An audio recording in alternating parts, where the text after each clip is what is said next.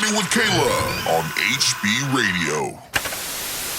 Hey everyone, welcome back to Kickin' with Kailah, and I am so excited about my guest today. I have a very special guest, Jim Johnston. Hello. And I have Mikey, like always. I'm always here. Yeah. Hey. I'm here. So Jim has produced a ton of things that I'm sure you guys have watched before. Mostly Real World. He's done 19 seasons. 19. Why can I ever get that right? Got it. Close enough. Yeah, close enough. 19 seasons of The Real World he was a producer on, including mine, which I think is the most important, obviously. That's how we met. Yes. That's where I remembered you. Yeah. Oh, wow. Okay. And he was there when Mikey and I met. We have so much history.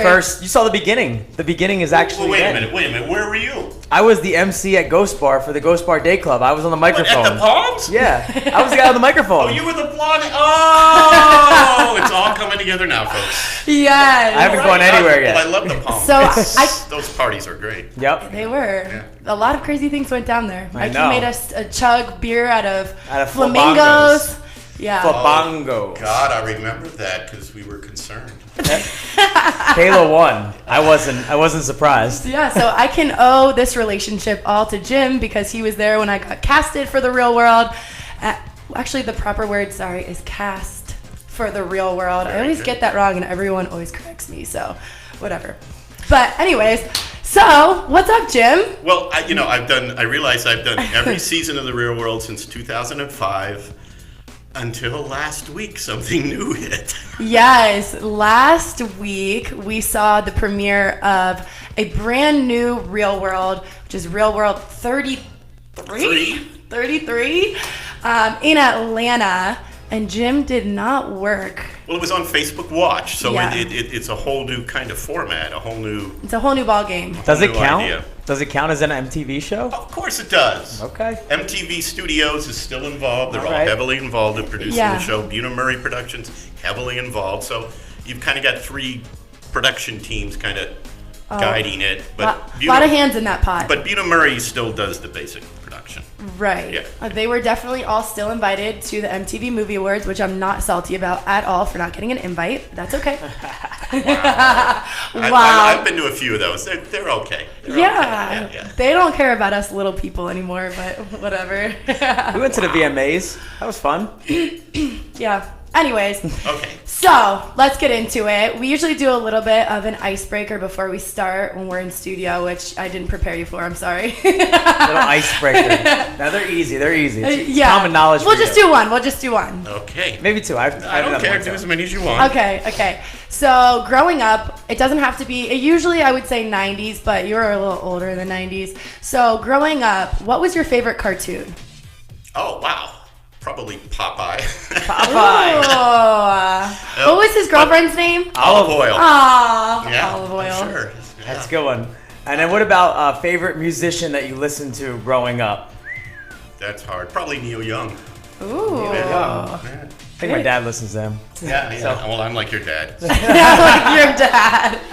Okay, so I want to kind of get into it a little bit. I know that the listeners probably want to know all about what went on behind the scenes and how it all works when you're producing a show like The Real World, and who better to ask than you, since you probably have done more than anyone, right?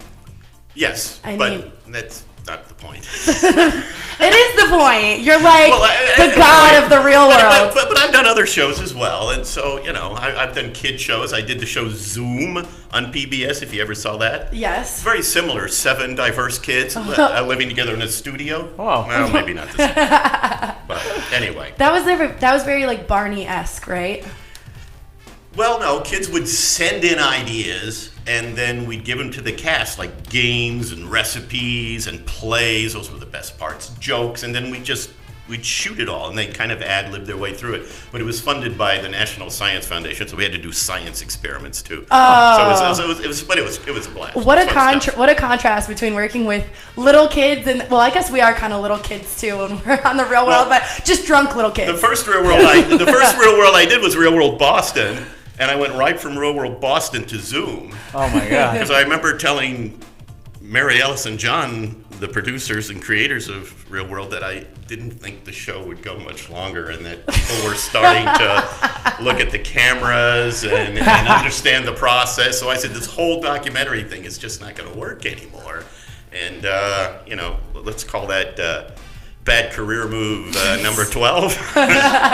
Yeah, but you ended up back on the Real World, what, like 6 years later? 10 seasons later. I might have been about 6-7 years. I did another show for NBC in between called Starting Over that won an Emmy, and that was a grueling thing as well. So, yeah. Look at you. Stop. A lot of people got the Emmy. A lot of people got the Emmy. They give an Emmy for cleaning your fingernails now. I mean, it's just like, they have so many categories.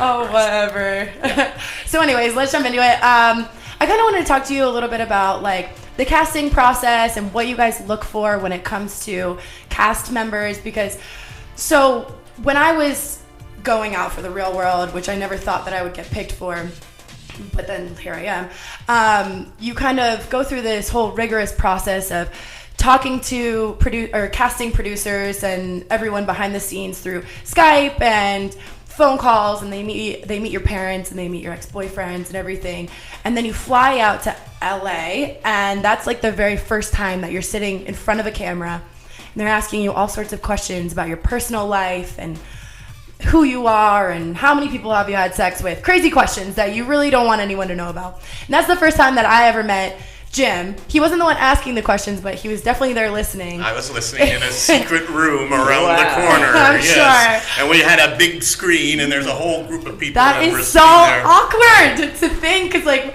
when you're in the moment, you think that you're just sitting there in front of a green screen just talking to one person. Come to find out, looking back, like there's a whole room of people listening in. Well, what they're doing there is they've gone through this whole process of interviewing tons of people and whittling it down to about 20, 21, and then we bring them to LA and we light them in a really nice situation, let them get really dressed up and just see how great they can look on camera.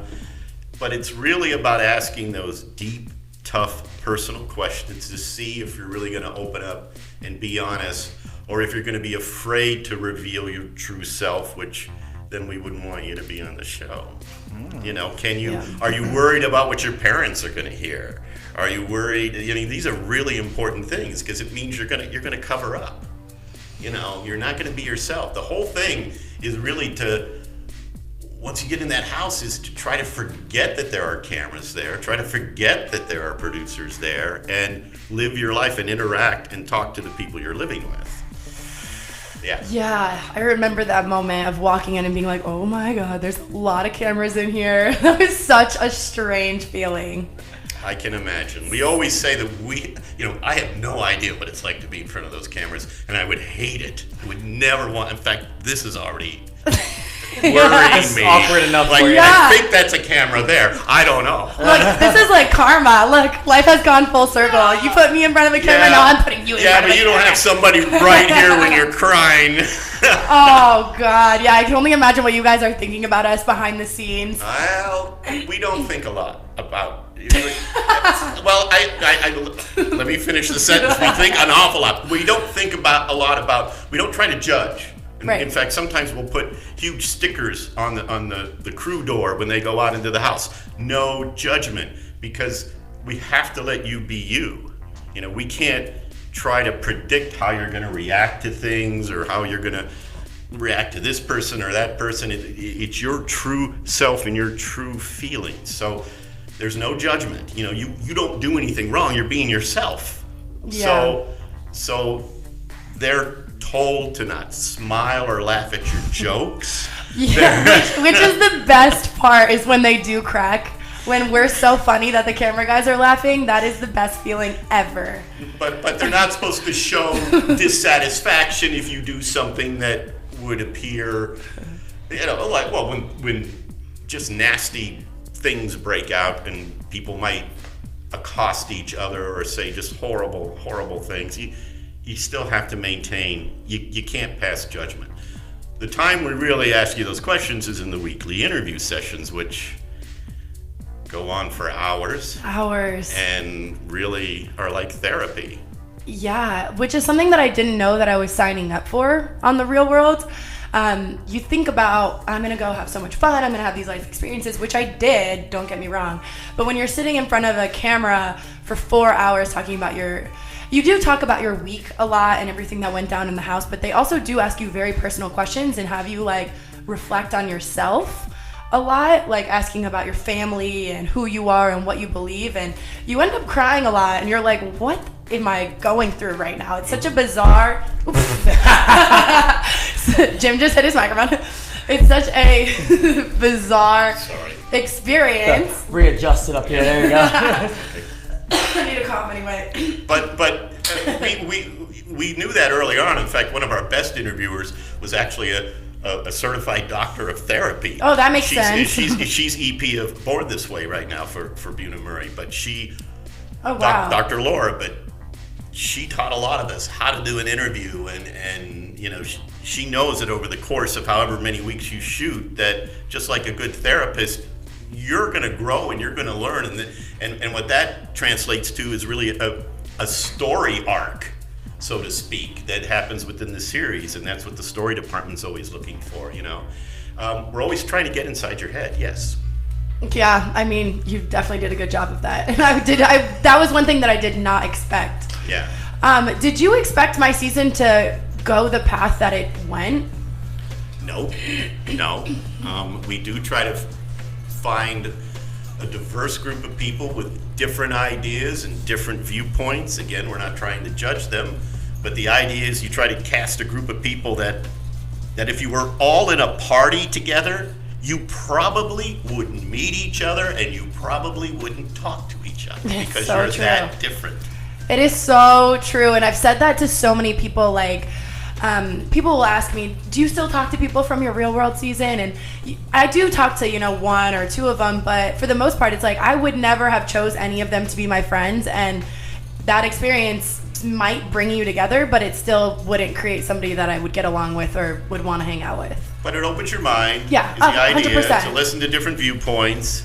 And, I've never had a real world roommate tell me ultimately that it was a bad experience. It may take them several months to work through it. It may take them a year, but today, and I still talk to people occasionally, and they always say kind things, and I'm always proud of what they've done with their lives, which means we probably chose really quality people in the first place, and the experience was good for them. It took Kailah like 2 months to decompress after the real world. Oh yeah, I lived in my aunt's basement for like 2 months and didn't talk to anyone. I remember the very first shower that I took by myself after real world, and I was standing there and I was like, wow, there's like no cameras, there's no one here. It was a very bizarre feeling because it was 3 months of never being alone.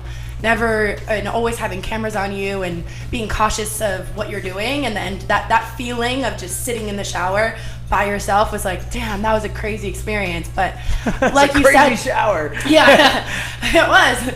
But like you said, I loved it, and I think it was awesome. And I've never met anyone that said otherwise. Also, of all the people that I know, it was just like a weird semester of college. Really. Very weird. Because you're kind of in a dorm. Yeah. Especially my house. My house that I was in was very small. You couldn't get away from anyone. So it was definitely college life. But I did season 6 Boston, which your season was probably 8-9 weeks of shooting. Mm-hmm. In those days, I don't know if we had bigger budgets or what, but Boston was like a 22-week. Oh my god. Oh my god. That's busy. That like gives me anxiety to think about. But in those days, we never went in the bathroom with the camera unless the door was open. There were no cameras in the bathroom. There were no lights in the bathroom. Oh, wow. Lights would be completely turned off at night. There were not cameras over your bed. Okay. So anyway, I go away. I do Zoom. Come on in, Zoom. And I come back and I do it in the real world, and like, well, I realize I look at it and they've got cameras in the bathroom. They've got night vision cameras over the beds. You're like, what? Whoa, we've really changed. Yeah. Things got a little bit excessive this time around. But it's also technology, and also the fact that there were so many other reality shows then cropping up. When I did Real World Boston, again, season 6, the term reality hadn't even been created yet to apply to all these. We like to call it a docu-soap. That's what we thought it was. Wow. Yeah, you guys like created the genre, which is crazy. John Murray and Mary Ellis kind of did. Yeah. But you were a part of it. Well, I had known them years in advance and had been a camera person editor for John in television news, and we used to do documentaries together and stuff. So, Oh, wow. So I had experience, and even then in 1980, I can remember John telling me what his idea for the real world was. Did you think he was crazy? No, I thought it was a great idea because I know he was fashioning it after a famous 70s documentary series on PBS about the Loud family. I can't even remember what the name of it was now, but it was groundbreaking because here was this family exposed. They shot it on film, and in the end, the wife asked for a divorce, and one of the sons came out as gay, which was in the early 70s. That wasn't on television before. Right. And so it was groundbreaking, and that's always what John wanted to do. That had always resonated with him as a kid. Interesting. Yeah. And then Mary Ellis came from soap operas, real soap operas, and they both came to Hollywood at the same time, and they both met the same agent, and they both told him the same thing, so he just paired them together, and they hit it off. They were so in sync with each other, they shared a big round desk. Like Wow. They didn't even have separate offices or anything. If you called one, you knew the other was listening, you know? Yeah. It was really nice. That's really cool. But she passed away from cancer right in the middle of when we were doing Starting Over, and it was very, very sad. But anyway. Yeah. Yeah. Wow. Yeah. That's a crazy story. I didn't know that. Yeah. Interesting. Oh, I've got lots of them. I'm sure you do. It would take ages. Wait a minute. Speaking of crazy story, you talk about how you were in your basement after shooting Real World, Yeah. but somehow I heard that you were compelled to move back into the Real World suite at the Gold Spike. I want to know the true story right now, because I was told, yeah, Kailah had her old key and she broke in and she stayed there for a week. Oh yeah. That is so over dramatized because we were not there for a week. We were there for like an hour and a You half. were there too. I got banned from the Gold Spike. Whoa. Okay, so what happened was we had a couple drinks. And I had this crazy idea. As I'm digging through my purse, I found my key for the Real World suite. This is months later. Like, I don't even know, maybe 6 months after my Real World was wrapped. And I was feel like it was even longer than that. It had to have been. I don't know. It could have been a year. Regardless, I found the key. It was in my purse for whatever reason. I was like, look what I have, guys. And it was me, Mikey, and his friend Cody. And we decided to see if it would still work. No way in my head did I think this was going to work. Either. Because these idiots didn't change the key. That's not my fault. That means that nobody stayed in the Real World suite for a year. That means it hasn't been used. Or they did. I don't know. Or they Maybe did I and they like just some let sort of- other people just have the same key. I don't know. Yeah, like imagine I would have been able to just break in to whosever room that was if someone was staying Yeah, if there. someone was there. Honey, I'm home. Wow. Yeah, that would have been Dion would still be in there on his little board going hovering around. But if I walk in and it's like a whole production still, I'm like, oh, you guys have been here the whole time? Yeah, we just didn't tell you. Kailah. Yeah, you just got kicked off. So anyway, we went up there and we just, were being drunk and I was taking Snapchats and just She's going around the whole thing. My whole sitting house. on that chair on the side, that little wobbly chair. All the back. furniture was still in there. Not all of it, but a lot of it. And we got kicked out like 10 minutes later. Yeah, these two giant Samoan guys come up and they're like, get out. You guys need to get. They were angry too. Angry as hell. They did not think it was funny. Not at all. I thought it was hilarious. And then Mikey got banned from the Gold Spike for a year. Only me, of course. And then the greatest part is Kailah dropped her purse inside, lost her ID, her wallet, everything. That was still up there. So then we had to go back the next day after we just got kicked out to go retrieve her items. So that was great. Well, I guess that's an incentive. If you want to stay in the Gold Spike Real World suite, you might find some of your personal items. Personal item. For real. I don't think there might be a chapstick up there. That's it. You could probably sell that. Yeah, probably something on eBay. But anyway, about the furniture though, because I remember you told me that brown couch that was in my house, you guys had used that on a bunch of seasons, right? Yes. Do you remember what seasons you used it on? It first started. Why are you laughing? It was kind of a joke with us. It first started season 20, Real World Hollywood, and it was some kind of eco upholstery or something. I can't remember what the thing was, but it was very expensive, and it was like 5 pieces. So we'd paid a lot of money for it, so we kept it with all our gear, and it just traveled. Wow. I mean, I think it was even in the Virgin Islands. I think it didn't get in every show, but it was in most of them. But every time reupholstered.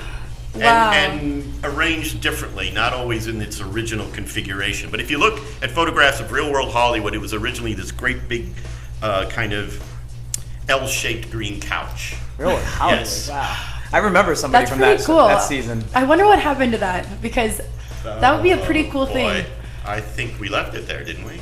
No. No? You Okay. guys took it. Yeah, I think it wasn't there when we went in. It's not in my house, I'll tell you that. That's in Jim's house. No, it's not. Was it in the New Real World's house? It better not No, be. I don't think so. It better not. The New Real World. But what did you think of the New Real World? Real World Atlanta. What did you think about it?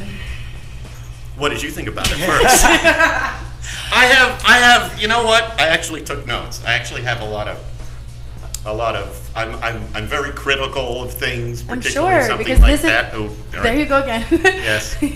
But This show is like your baby, you know? Like, you've had it for so long, so it must be very strange to see it done differently than you would have done. It is. But the other thing is, Facebook Watch did 3 different Real Worlds.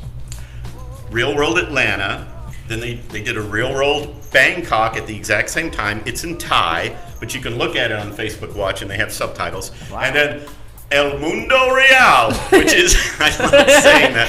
I wish I could be that announcer. El Mundo Real. You should be. But and that was shot in Mexico City, and that's in Spanish, obviously, and that same thing subtitled. And in comparison, I thought the Bangkok and El Mundo Real looked a lot better than the Atlanta season. I feel bad saying that, but that's my personal opinion. They advertised that they were going to go back to their roots on Real World. And so I kind of like, okay, what is back to your roots? We always wanted it to be a real documentary. That was one of the biggest things we wanted it to be. We didn't want to interfere with the roommates. And in your season, we were doing formats and completely interfering. We were doing challenges to you guys, and that... Oh, Kailah hiking up a mountain. Oh, God, don't get me started. Love that clip. Oh, we had a great time there. But You had a great time. But what is back to your roots? I guess back to your roots, they cut it down to half an hour, which we've been doing an hour since Real World 20. I think that fits probably a Facebook Watch and internet kind of format better because everybody's used to shorter clips. Super short. Attention span is so short. Personally, I think if we really want a good story, we need an hour, and I think we've all come to appreciate good hours of television. Yeah. So I know they went back to a half hour, yes. In terms of the ages of the cast, they did not go back to the roots. What do you think about it being, I think their age limit this time was 35, I saw for the casting. That's what I saw, but there's nobody over 28 in that house right now. But it's 21 to 28. It used to be 18 to 25. And the very first Real World, which is so crazy. One of the stories everybody remembers is they had an 18-year-old in there, and it was always the 18 and 19-year-olds. Sometimes the Julie, the ingenue, they loved to call her. She was from Georgia, and she was experiencing New York City for the first time. I mean, it was fascinating because it was so. She was astounded at seeing homeless people, and it was just all kinds of things that just really, the show was really about that being aspirational, and that you really wanted to go to a place like New York, and you were getting out of high school or you were in college, you were kind of a child, but you wanted to be an adult, so you're going to make these massive mistakes, but there was always that idea that we're going to the big city, which, wow, New York. And then the second season was LA, but the age group, I think having older people changes the show because people's 100%. Opinions are better formed, and I think we could see that in this first episode. 100%, because when you're 28 years old, you know better. You've had more life experience. Yeah, a 23-year-old Kailah or 22-year-old Kailah is not going to make as smart of decisions as a 28-year-old Kailah. I'm not That's even 20. debatable. Are you 28 yet? No. I see. You've got a couple more years to form. I know. I'm 26. Isn't it crazy that these people are starting their reality TV careers, if you want to call it, 2 years forward from where I am? Right. You know, like that's a lot of life to live in between, and I think that you make better decisions, and bad decisions make good TV. Well, there were a couple of cast members that I felt like I think of Yasmin. She knows who she is. Boom, boom, boom. There's boom. no changing her mind. Justin, right. the activist. As No changing his mind. He knows, and he's got the information. He's got the knowledge. And I would be interested to see what Justin or Yasmin was like when they were 21, 22. Yeah. Maybe they wouldn't be the same person. Maybe they would be more open to the discussions that they're having. But 28-year-old them, you're talking to a brick wall.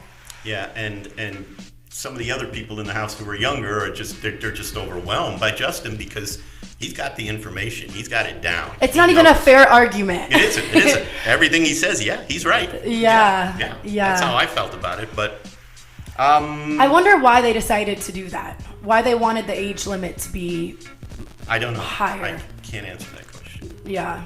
I don't see that being entertaining. I just didn't see it being back to the roots, as they said. They also claimed that for the first time ever, you get to vote in a cast member. Well, I'm sorry, Facebook Watch, but this is the third time ever you get to vote in a Real World cast member. We did it in Real World Hollywood, season 20. We Jim. voted. I'm sorry. It's supposed to be on airplane. Popular Jim over here. Real World Hollywood, season 20. A guy from a college in Florida got voted in, an African-American guy. And, everybody knew who he was, and his name was Greg. And he comes strolling in as the last cast member with his head held high, and he said, "I am the chosen one."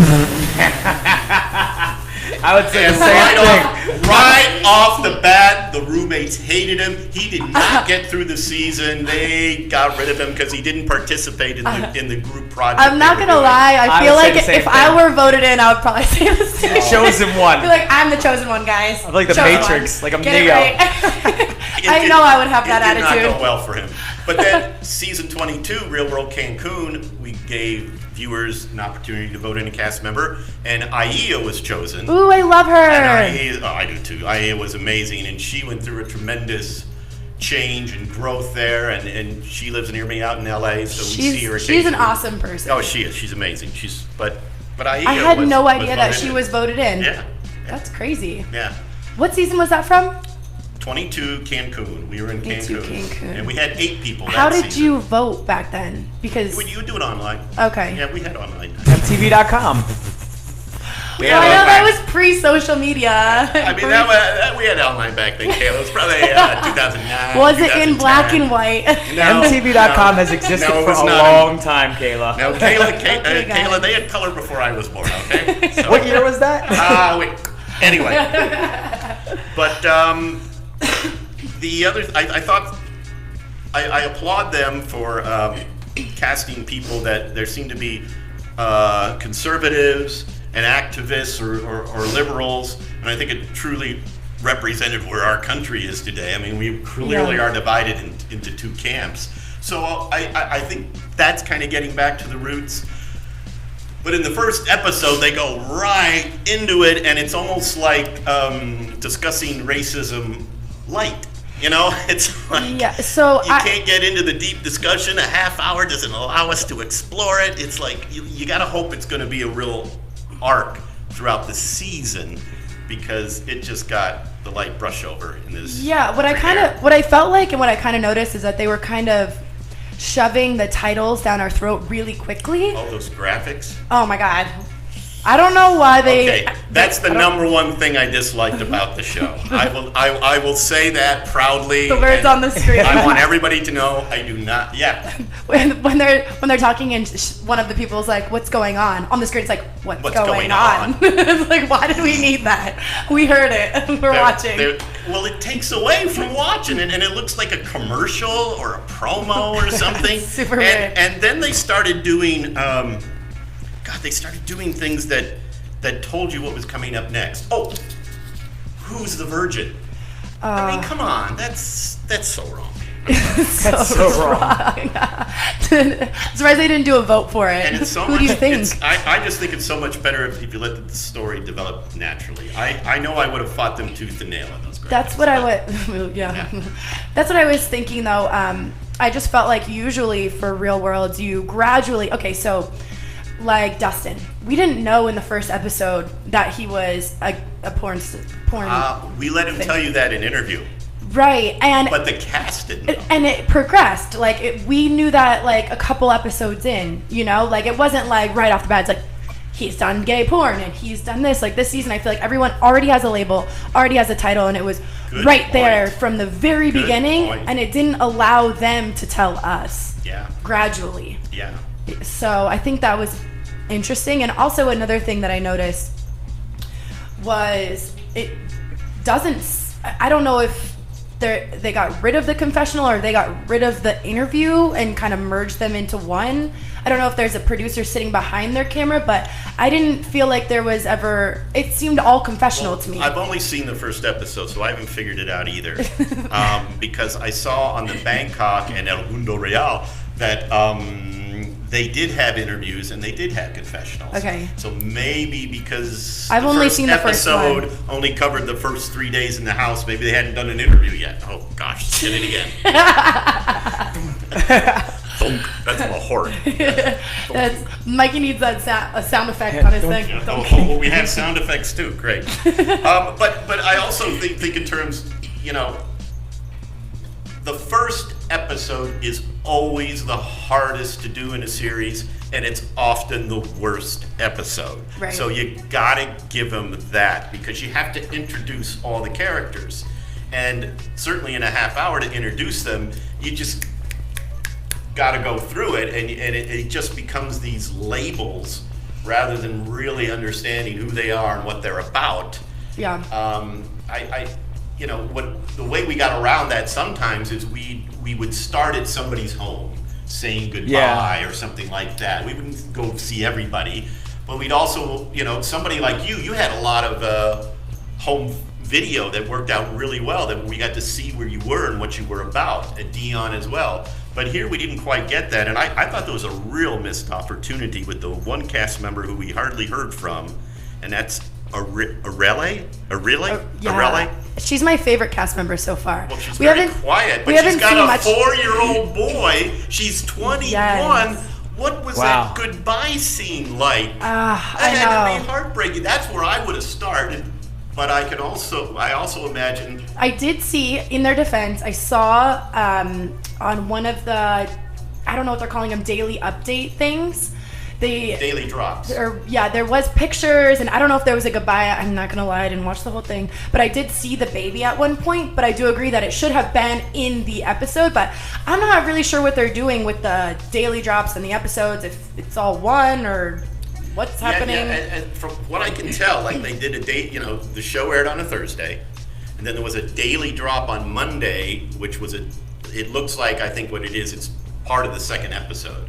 So I think there's going to be 2 or 3 daily drops before the Thursday episode that will include the information and scenes in the daily drop with new stuff as well to fill out a half hour. Do you think it'll be funny if we're listening back to this Kickin' It with Kailah like 5 years from now, and we're like, wow, that was such a new concept back then. But like, might be. You know, like. Oh, but I also noticed in the daily drop they actually used "This is the true story." Oh, no way. Which they didn't use in the first episode, but maybe it's because it's in the first episode. Maybe they're going to be using that every episode after that, because that's cool. You can't use the opening titles until you've met them.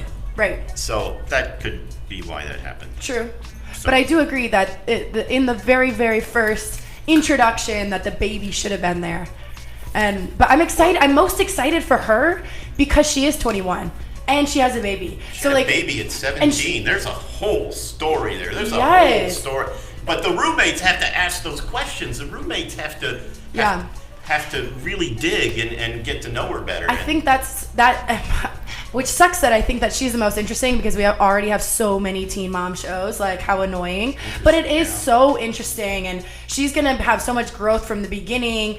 being able to experience drinking and going out and not worrying about the baby and going wild. And to me, that's fun to watch as opposed to politics and all that race fighting. And I know that that's important topics that we do need to talk about today, but it's not as fun, I feel like. Yeah, I feel like this is the first time she's getting to live life.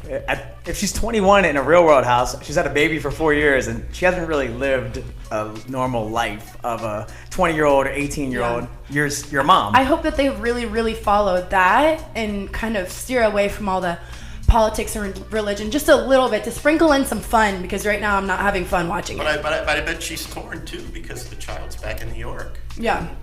That's gotta hurt. Yeah. So we'll find out. I think we're going to learn more. Like I said, first episode is hard. Has there ever been a season in Atlanta? No. Which is interesting. I'm surprised because that's such a big city. I scouted it several times. Okay. And usually when you scout, they have you scout 3 different cities. Mm-hmm. And I'll always recommend what I think is the best one. I always found Atlanta much harder to shoot in because it's so huge. It's got so many different neighborhoods. And a real world house works best when you can walk out your door and go to places. Right. Yeah.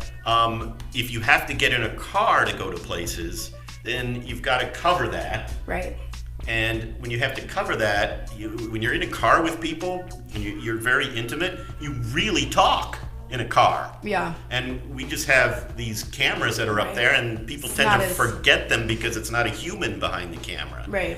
And so you get these amazing conversations in a car, but I hate the way a scene looks in a car visually. It's just not exciting. Right. So it was always about scouting a place where they could walk out their door and there's that whole universe right there that they can explore. Downtown Vegas. Yeah, that was great for you. Downtown Vegas was amazing because we came to find out that a lot of downtown Vegas is owned by the same dude. So he pretty much just let us go wherever on Fremont Street for the most part. So we had free range of a lot of different restaurants. And I found out later from like Leroy and Nani, they didn't have as many places to go because they were kind of stuck in the Hard Rock. I got lucky being downtown where we could walk out. It's funny, we called the Hard Rock like the boat. Like, are the roommates going to leave the boat today? Yeah, they're stuck there. Did they go to rehab pool like every day? But but it was that transportation issue, which is one of the reasons I always would say I think that's our better choice, this city. And I thought, Atlanta, it's kind of a shame that we never went to Atlanta. We kept saying we got to go to Atlanta this year, but we never did. Now, I think these people are driving to places, and I think what they've decided to do is not show the car footage. Drop them off at a location, then make them walk the street Yeah, so it because looks you like they're haven't walking. seen them in a car. You haven't seen them walking in a place. I mean, Yeah. this first episode seemed to... It bothered me in the sense that Atlanta wasn't a character at all. Right. And I think, any city I've shot in, the city is the 8th character. 100%. And it wasn't this time.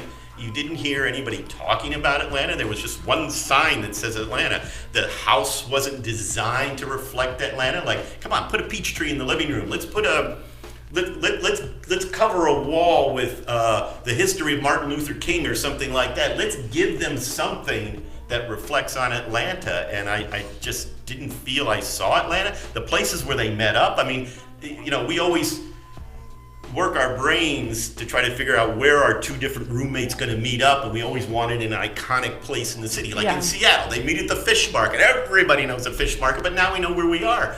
But like they had Justin and Tova meet on this random highway bridge. Yeah. I can't think of a worse non-creative place to open a show. Guys, just go to highway, all right? And then they had that. They had this British producer telling her where to stand on the bridge, which I was like totally offended to see that. And and I've heard that they moved them in on a Tuesday, which is another huge mistake. Always move your real world cast on a Friday or a Saturday so they can go out and experience the city and party in the city. Oh. And you just everyth's geared up and it's off and running. It's off and running. A lot of stuff always happens in the first week. Oh yeah, Number 5. I'm not a professional, but Yeah, but that's how you showcase a city too. You get a sense of time and place and where they are. And I don't feel like Real World Atlanta gave us a sense of time and place at all. It could have been in Cleveland. It could have been anywhere. Yeah. And I like Cleveland. Like, where were the drone shots? Yeah. We know we have them. Yeah, where are the aerials? Good point. Where were the aerials? Drone shots. Did we even see the house on the outside? No, I don't ever recall a wide shot of what the house We saw them trying to get in the front door, but it was weird. Like, it almost looked like maybe an apartment building or something. Like, because it was just like a slider. Who knows? Yeah. I don't know. I mean, I don't know. I have no idea where they were living. I mean, we've done Real World in warehouses and firehouses, in hotels. Yeah, Tony's season was in a weird... Yeah, I was about to say, Tony's looks like a warehouse. That was an old club. Really? Oh yeah. In fact, I just saw a photo. They converted it to a pop-up fashion design that's place. what we saw. That's Oh. what we were looking at. Pink or something. Oh, wow, cool. But that was a huge that makes sense because... nightclub, because it was all open. The DJ booth was the phone booth. That makes sense. Bingo. Yes, but Ding, ding. also the open nature and the balconies on the side where we put the bedrooms. That was such a beautiful place to shoot. I mean, we just walked in there and I'm drooling. And I'm like, we can get this. This is going to be the easiest design. But we also had that weird bar there that we built right there. But I don't see. I feel like that staircase the spiral staircase was probably a bitch for the camera guys. Oh yeah. Oh, they hated it. They hated it. Every time, like, Oh my all right. God. But I didn't see those characteristic things in this Atlanta thing. I didn't see what bedrooms they moved into. Yeah, we didn't see them picking who's their roommate? bedrooms. Who's their roommate? That's always a huge story. Oh yeah. I was just a Huge. little surprised by that. I don't know. That is interesting that we did not see them run to their rooms at all. Right. We always see that. We don't get a sense of where the confessional is and what it looks like. I mean, cell phone images are great, but that means 2/3 of your screen is black. Right. And I'm watching a TV show. I like to see it more cinematic, Yeah. Right. But that's me. On Facebook Watch, it works Yeah. because that's a lot of stuff is on somebody's cell phone, and that's what the generation is watching. Kailah, when you ran to your room, did you just run right to a bed and just hop in and say, "This is mine"? I feel like I don't really remember, but I do think that the boys made sure to tell us that they all wanted to live in one room. So it was kind of just, I mean, there was only, it's weird because for the challenge, it's really stressful picking a room because there's like 30 people and you're like, oh, if I don't get with my friends and there's so many rooms, but I mean, the real world, there's only 7 of us. Yeah. So there's not that many options. I mean, I was fine living with Jenna for the most part. What a crazy time. Yeah. Crazy. But as far as picking cast members and wanting them to be, polar opposites or not being friends at a party, as you would say, do you feel like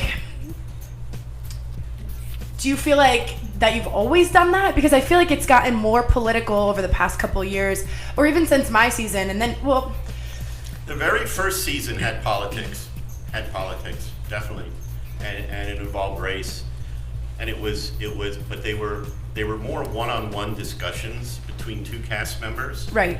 And I guess you could almost call them teaching moments because people were hearing things for the first time from somebody else. Right. The way that Johnston delivered it to the group, it really didn't work out as a teaching moment. You've got to. Yeah. You got to wait on those. Mm-hmm. You got to wait. It was a lot all at once. I mean, I think I know Johnston has got it all together, and he's very smart. But some of the other people in the house are going to take time to absorb his message, and you can't just It was throw quick. it at him. Smack it Yeah. right in their face. Here it is. But I get it. That's who he is. Something that I've always wondered. Yes. When did you guys make the decision to show the cameramen in the house? Well, that came about. That was something that MTV asked for, and you would have thought we would have said initially, no, we don't want to do that. But we had worked so hard to keep it a true documentary, and we had worked so hard not to see the camera people. I Yeah. remember, like, even having to take a shot into special effects to try to digitally remove the camera guy in the background. And then when MTV said, well, we should be, and I think the idea came from the series Unreal. Okay. At one point they asked us, can you shoot the producers talking about what they're going to do today? We did not do that. Oh, wow. I've been told Real World Atlanta did that. Oh. And I thought there was going to be some of this stuff released. Juicy. But I was told it didn't go so Maybe well. that'll be but I wonder if they're going to make that one of those daily updates. I don't know. Well, aren't there some producers or cameramen that wouldn't want to be on camera? Absolutely. Yeah, all like, of them. I mean, they have to like kind of pick and choose which ones will. We have faces for radio. That's why we're there. That's why we're behind. But what were we talking about? The cameraman in the house. Yes. No, I was trying to make a point, and I already forgot what it was. The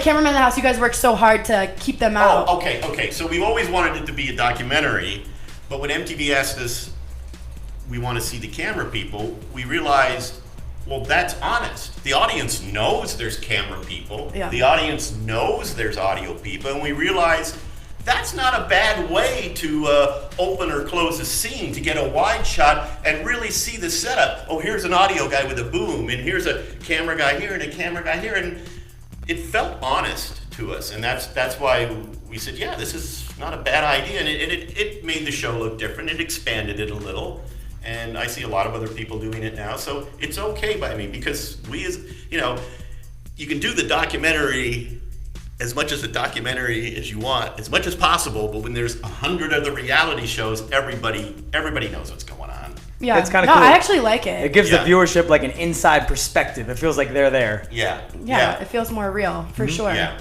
So I guess we started doing it when we started doing the format changes, like Real World Explosion.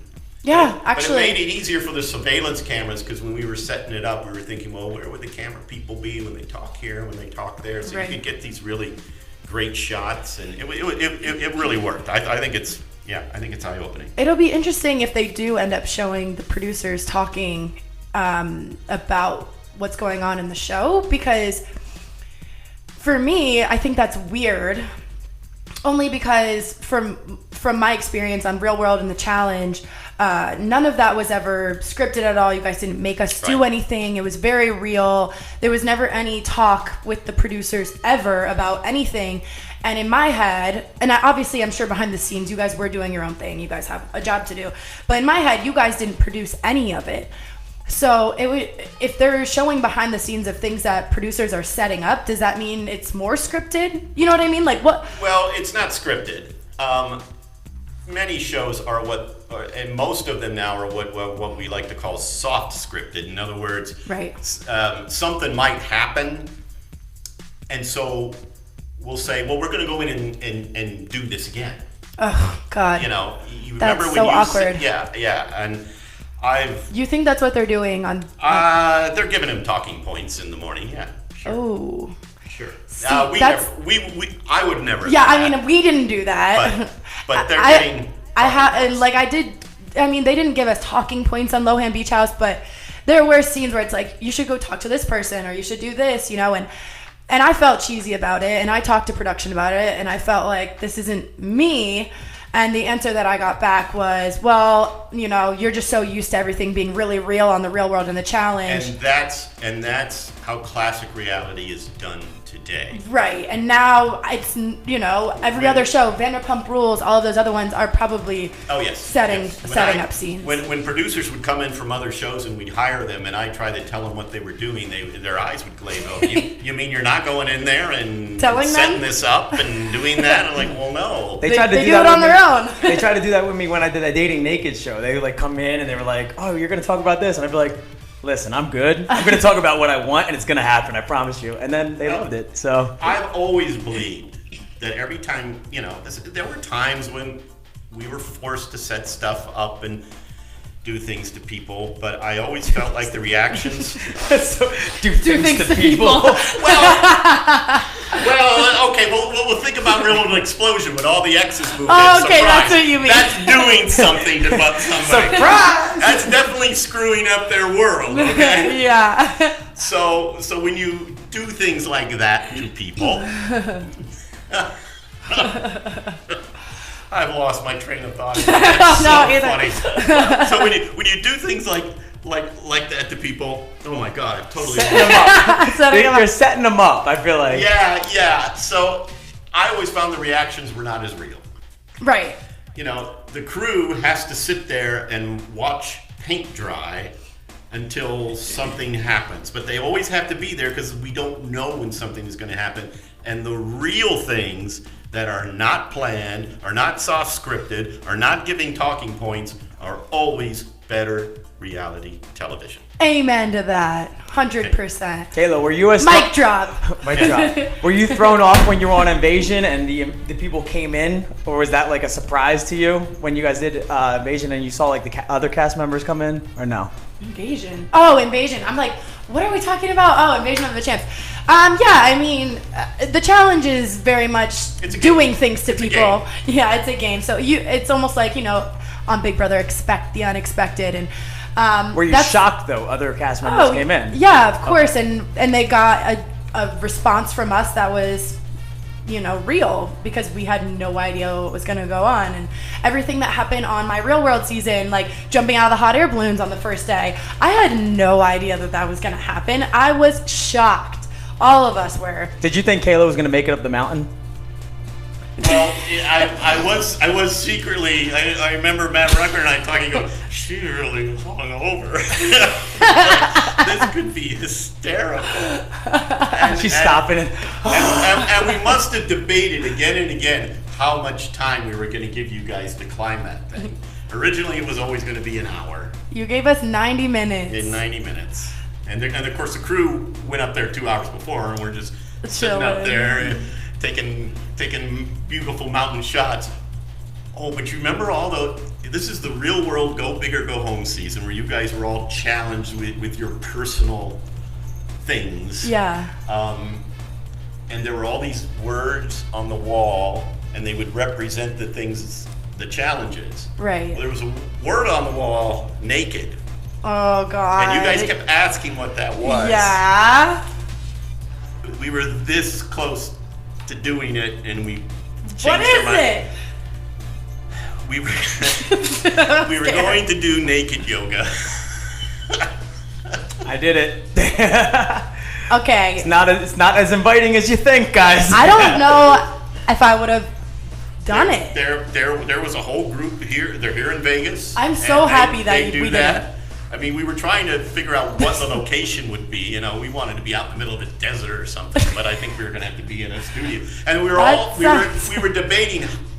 We so wanted to shoot it in a way that we didn't have to blur anything. Where it's tight shots, back shots. This is terrifying. I did this. So happy that didn't happen. Because the format of the show was, if you don't do the challenge, you leave the show. We were afraid we were going to lose a lot of people, so at the last minute we just let's not do that. We got enough of the show. I don't think Jenna would have done it. She was. Who knows? Yeah. Who knows? I don't think she would have. I would have maybe done it if I was in the back row. You would have done it. I was sorry. Oh, that's so They didn't have a awkward. reunion for Dating Naked. I went to a naked wedding. It was a naked wedding where family members came for like two of the people that stayed together. During the wedding, we had to do naked yoga. During the wedding, there was yoga? Yes, it was like their cocktail hour. Cocktail hour, no pun intended. Cocktail hour. Yes.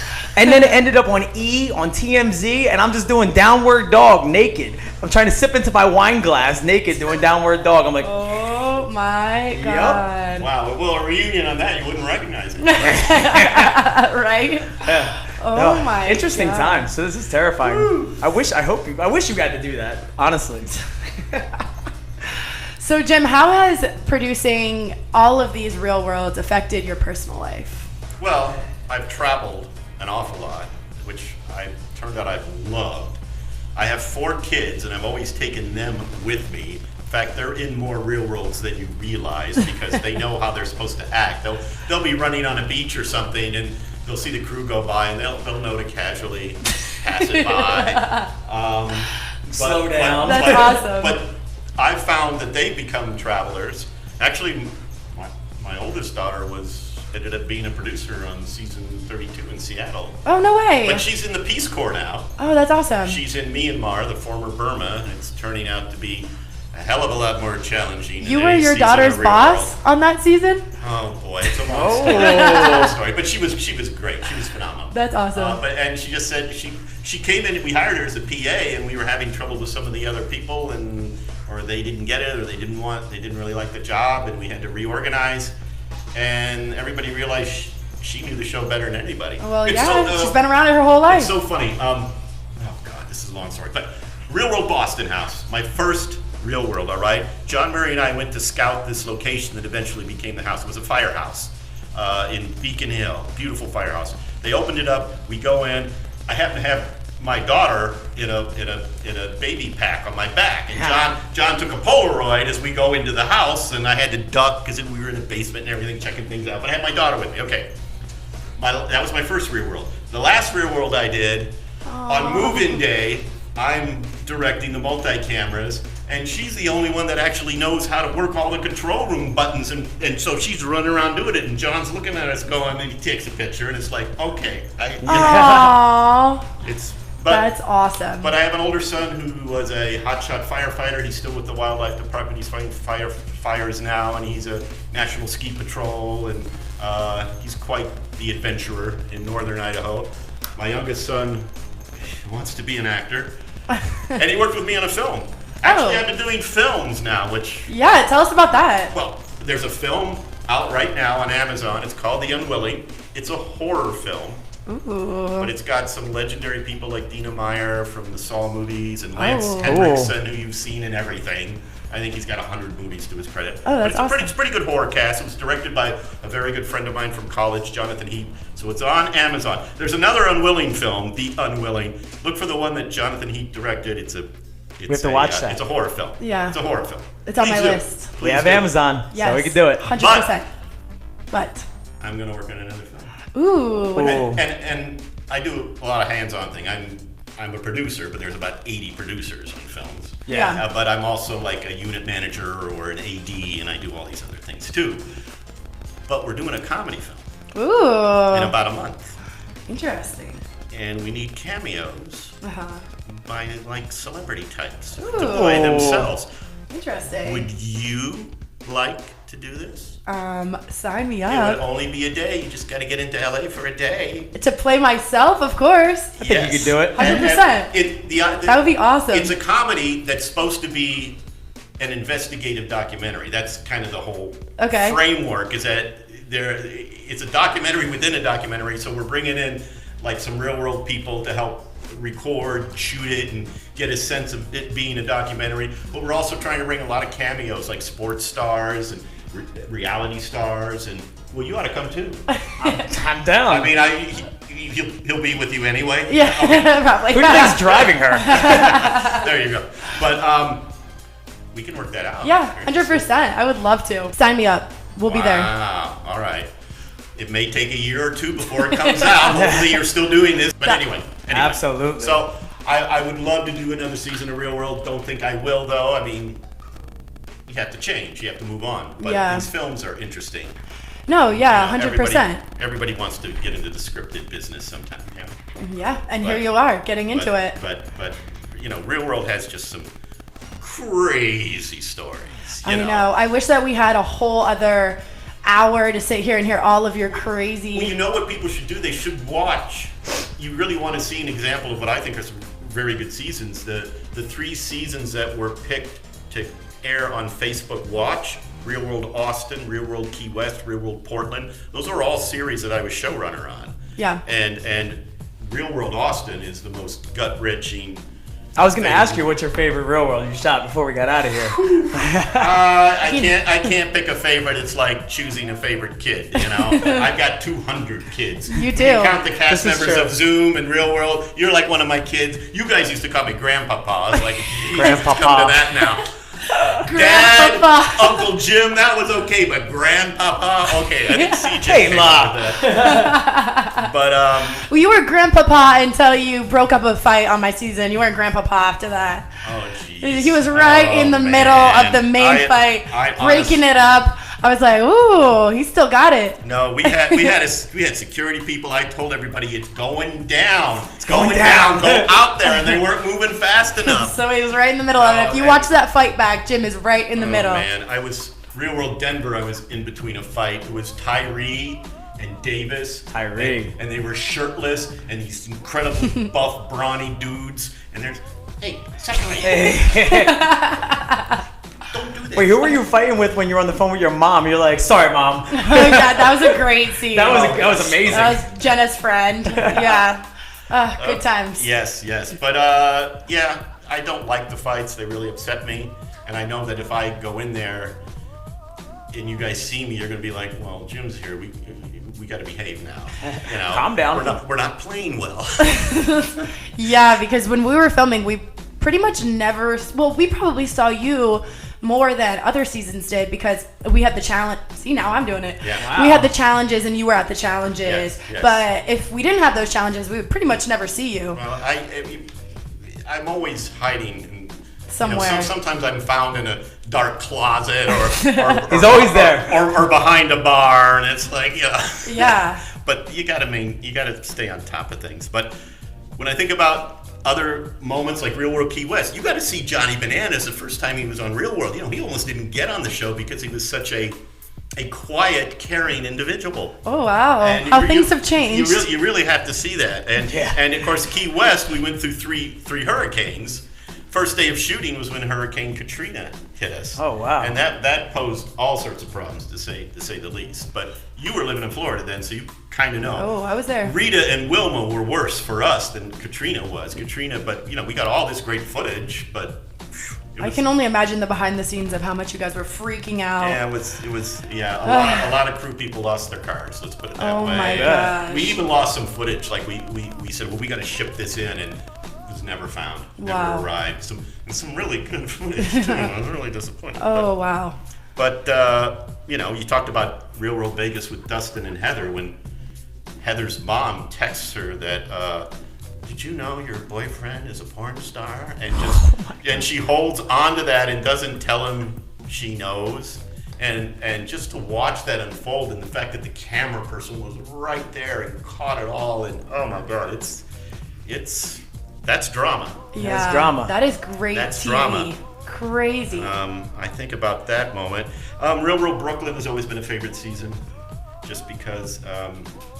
When we went through Ryan and when he was called back into the Army, everybody was joking about it. And his Army experience in Iraq, he didn't talk about much. And when Veterans Day came, it was funny, it was the same week that Obama was elected president, which is one of my favorite episodes of Real World, because they were all there rooting for him, and they would say, Ryan, you'll never go back to Iraq because Obama's going to stop it, and blah, blah, blah. And then this was in November, and a couple days later was Veterans Day, and so he finally marches in the parade with some of his buddies who he went to war with, and they're marching in the parade, and everybody realized that Ryan was a real hero because some of his buddies said, this guy's decorated, this guy is something else. And almost 2 days later, he gets a call, and he's called back into the Army, and he finally breaks down. Wow. And it's tragic. And then we did a follow-up episode when he went to Iraq. I gave him cameras. We sent a crew over to Baghdad for a short time. That's crazy. I don't remember that. It's called Return to Duty. It was on MTV. I frankly think it's the best thing I've ever done, the thing I'm most proud of, because he lived in Gettysburg, which all around you is war. Yep. Right. He grew up playing soldiers with his brother. Yeah. And so it starts out, and he's training in the battlefields of Gettysburg past the monuments to go to Iraq. And so we're with him on his last day when his family all says goodbye. And it was his parents and their interviews, and you realized how families are so affected by these people who go to war. His mother said the best comment. He says, when your son goes to war, you go too. Yeah. Mm-hmm. And it was horrible. It was horrible. And he was dating Bea at the time, and she was there, and she was a wreck.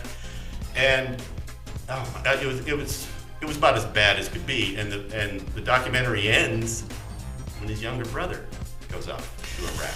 And at that time, he was sitting there in a sandstorm on the top of a Humvee with a gun, and that's how he ended, with just how many soldiers were currently in Afghanistan and Iraq, and it just breaks your heart, man. Those guys go through it. That's what I'm most proud of. Yeah. It's awesome that you're able to tell those stories and that you're played such a huge hand in so much of this history that you've made with, not you personally have made, but all of you have made with the real world and everything else.